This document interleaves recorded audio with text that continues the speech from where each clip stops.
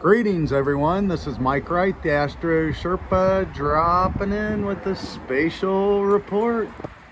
You are looking at the moon and Jupiter. So we're seeing the moon coming to its first quarter square phase. So if you look at that moon, man, it's frosty cold here. Look at the icicles. Yeah, so Saturn in Pisces is doing his job. The moon went over Saturn earlier. So this is preparing us for this big understanding of Jupiter and Uranus meeting in Taurus.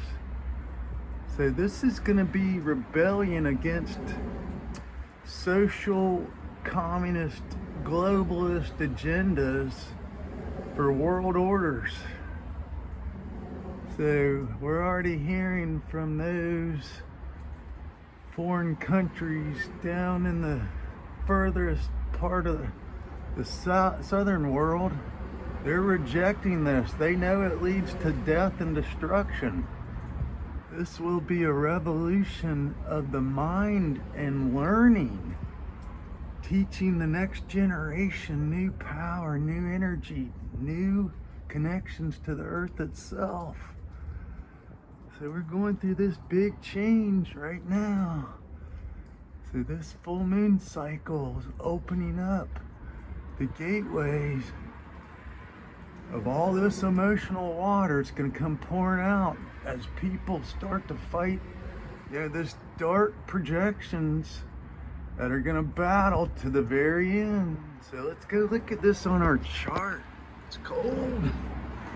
See what's going on here. Show you on the 2-dimension version. So we really have this nice energy lined up here. The moon went over the north node here in Aries, which went to 19 degrees. It had been at 20 for quite a while. So that's us feeling this new power surge of Aries. And this wounded healer, those people who've come out of their dark night of the soul, they're ready for this new world. But they might be projecting, excess healing energy on others that aren't ready for it yet. They haven't awakened, or they're slowly coming online, tuning in, tuning up. So we have this massive conjunction of the Sun and Pluto right here at 29 degrees of Capricorn with Mars and Mercury. This is setting up this huge, energetic meeting of power on the mountain. So this is looking at the future of the health and wellness of the earth itself. So how are we going to shift out of tearing up the earth to get its resources versus making perpetual energy for everyone? So we can all chase the dreams, Aquarius, the dream world, ultimate communities, where everybody puts out their best talents and shares talent, not their work efforts, taking away, ownership and giving it to the common good or detriment, as it's been proven over and over. So the guy from the 1800s, Marx with an X, Mars with an X, Marx,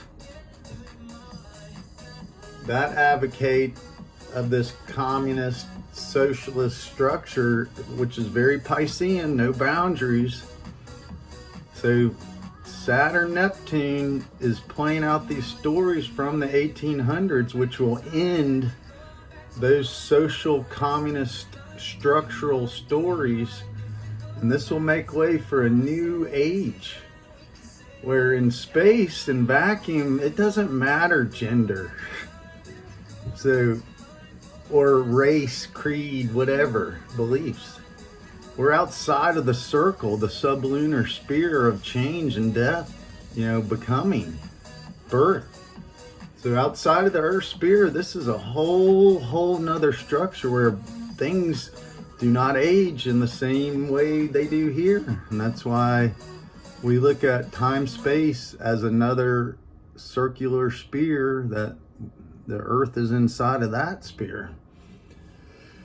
So light gets reflected in these circular spheres, so it goes in many directions, but from the center point outwards, it's all the same radius. It's an irrational number, but it's very magical because it shows us the building blocks of the universe itself.